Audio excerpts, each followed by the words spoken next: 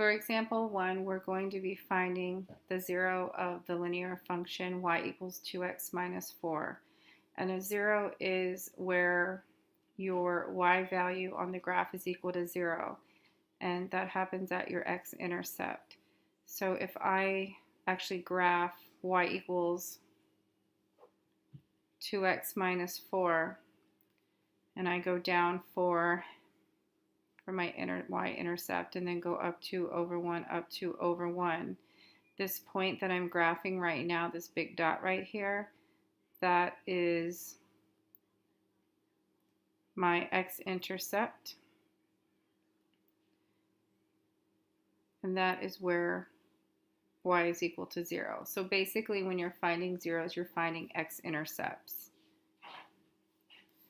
And the algebraic solution would be to plug in a 0 for y, or 7 a 0 for y. So you're just basically finding your x-intercept, which is letting y equal 0.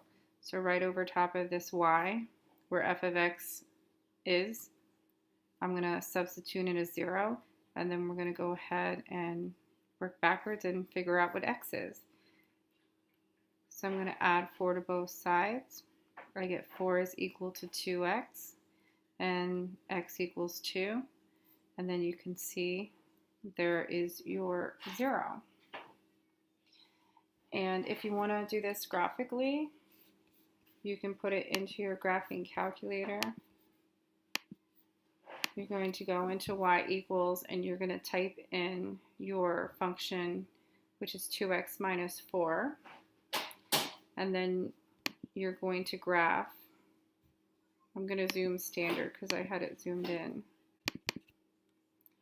And you can see that this would be my x-intercept where y is equal to 0. And to figure out that point with your graphing calculator, this is what you do. You're going to hit second and then trace, which gives you the calculate window. And then you're going to click on 0 right here. And that just makes sense. If you're finding zeros, you're going to use the 0 feature. And then I need to be on the left side of my 0. So my cursor here is pointing at my actual 0, and this blinking light is a little to the left of that 0. And then I'm going to set that left bound with enter.